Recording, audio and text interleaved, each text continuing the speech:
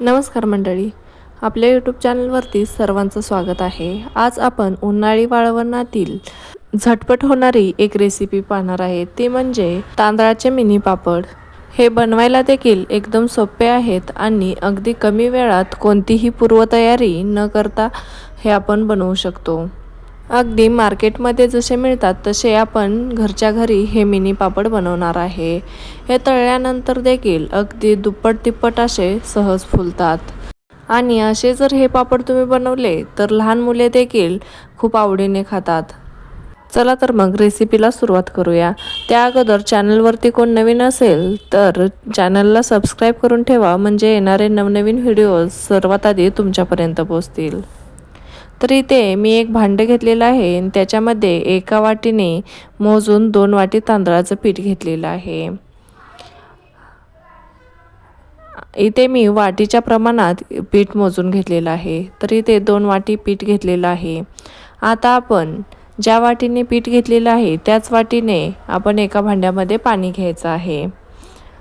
तर मी ज्या वाटीने पीठ घेतलं होतं त्या वाटीने दुप्पट असं पाणी घेतलेलं आहे। तर 2 वाटी पिठासाठी इथे मी 4 वाटी पाण्याचा वापर केलेला आहे।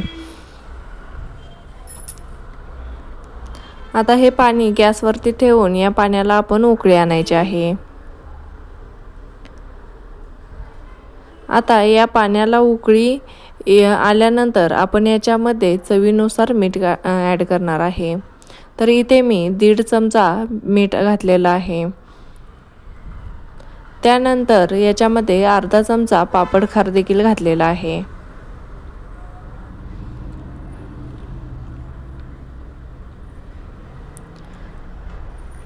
त्यानंतर त्याच चमच्याने 1 चमचा जिरे घालायचे आहेत।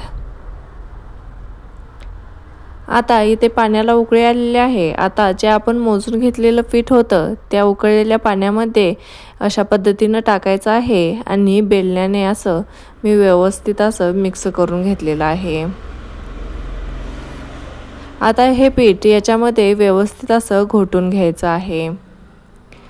आता सर्व पिठाच्या याच्यामध्ये गाठी मोडून घ्यायच्या आहेत आणि पाण्यामध्ये व्यवस्थित असं हे पीठ मिक्स करून घ्यायचं आहे। आता हे पापड बनवण्यासाठी आपण इथं पाण्याचा दुप्पट वापर केलेला आहे।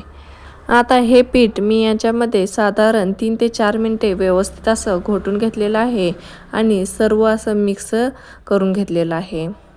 आता हे चमच्याने साईडला लागलेलं पीठ काढून घ्यायचं आहे आणि वरून थोडंसं दाबून घ्यायचं आहे।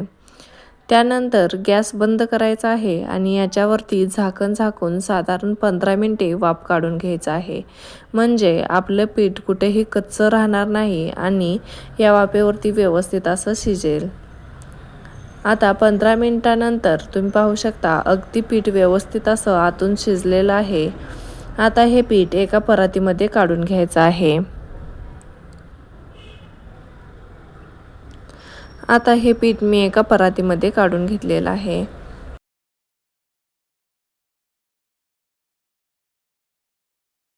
आता हे पीठ आपण व्यवस्थित असं मळून घ्यायचं आहे। तर आता सर्वात आधी या पिठाच्या आपण गाठी मोडून घ्यायच्या आहेत। तुम्ही मॅशरने किंवा असं पेल्याच्या सहाय्याने हे पीठ घसकटून घेऊ शकता। तर मी इथे पेल्याच्या मदतीने असं हे पीठ सर्व घसकटून घेतलेलं आहे, म्हणजे एकजीव करून घ्यायचं आहे। तर अशा पद्धतीनं पेल्याने मी सर्व पीठ असं घसकटून सर्व पिठाच्या गाठी मोडून एकजीव करून घेतलेला आहे। जितकं तुम्ही पीठ व्यवस्थित मळाल तितके आपले पापड अजिबात न चिरता व्यवस्थित असे तयार होतात। तर यानंतर हाताला थोडंसं तेल लावून घ्यायचं आहे आणि हे पीठ हाताने मळून घ्यायचं आहे। तर इथे मी थोडंसं हाताला तेल लावून घेतलेलं आहे आणि आता पीठ पण थोडंसं कोमट झालेलं आहे, त्यामुळे मी हाताने असं व्यवस्थित मळून घेणार आहे। तर तुम्ही पाहू शकता पीठ अगदी मऊ लुसलुशीत आपलं तयार झालेलं आहे।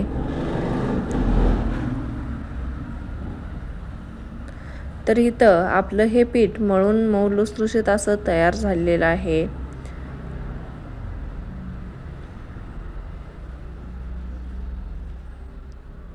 तर आता यातील एका पिठाचा गोळा काढून घ्यायचा आहे। आपण भाकरीला जितका गोळा काढून घेतो तितकाच गोळा आपण या पिठाचा काढून घ्यायचा आहे। तर अशा पद्धतीने मी इथे एक गोळा काढून घेतलेला आहे। आता हे राहिलेलं पीठ एका भांड्यामध्ये झाकून ठेवणार आहे, म्हणजे हे पीठ आपलं वाळणार नाही, अगदी मऊ तसंच राहील। म्हणून हे पीठ आपण साईडला झाकून ठेवायचं आहे।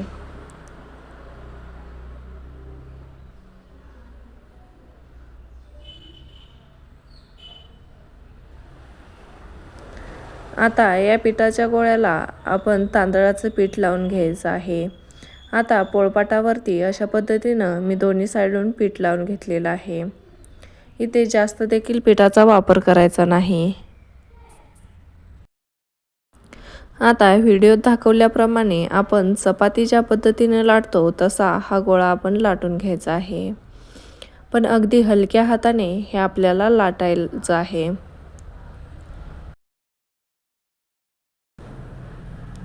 आता आपण हे लाटून घेताना अगदी चपातीपेक्षा पातळ लाटून घ्यायचं आहे आणि जास्त जाड ठेवायचं नाही। आपले पापड जितके पातळ होतील तितके छान होतात आणि पातळ पापड छान तळले देखील जातात आणि तळल्यानंतर कुरकुरीत देखील होतात।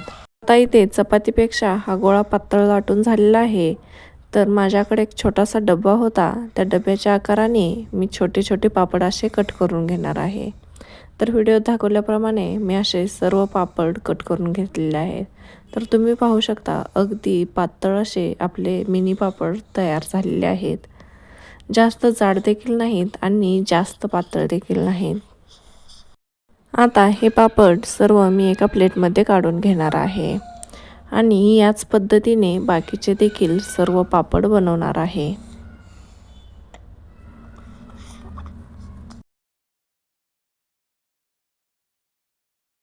तर तुम्ही पाहू शकता इथे मी पापडाची जाडी जास्त ठेवलेली नाही, अगदी मीडियम ठेवलेली आहे। आता हे वाळल्यानंतर आणखी पापड आपले पातळ होतात। तर याच पद्धतीने मी सर्व बाकीचे पापड बनवून घेतलेले आहेत। तर इथे पाहू शकता इथे माझे सर्व पापड बनवून तयार झालेले आहेत। त्याच पिठाचे मी साईडला थोडेसे मोठे देखील पापड बनवलेले आहेत। तर इथे माझे सर्व मिनी पापड बनवून तयार झालेले आहेत। आता एक दिवस फॅन खाली आणि 2 दिवस कडक उन्हामध्ये असे हे आपण पापड सुकवून घ्यायचे आहेत। तर 2 दिवस उन्हामध्ये वाळवल्यानंतर तुम्ही पाहू शकता आपले छान असे मिनी पापड तयार झालेले आहेत। अगदी मार्केटमध्ये मिळतात तसे हे आपले पापड तयार झालेले आहेत। आता हे पापड कुठेही चिरलेले नाहीत, अगदी एकसारखे सर्व पापड तयार झालेले आहेत।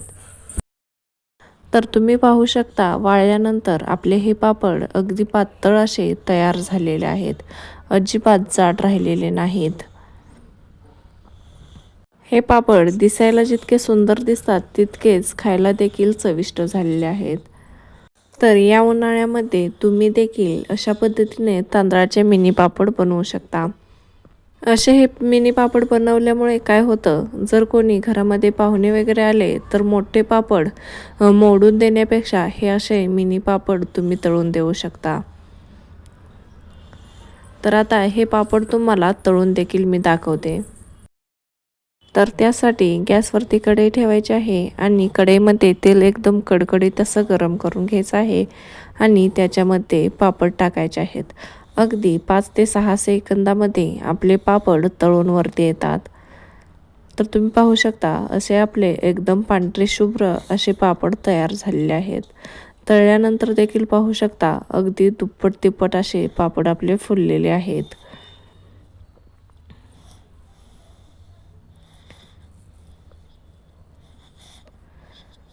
तर इथे मी बाकीचे पापड तळून घेतलेले आहेत, तुम्हाला इथे दाखवते।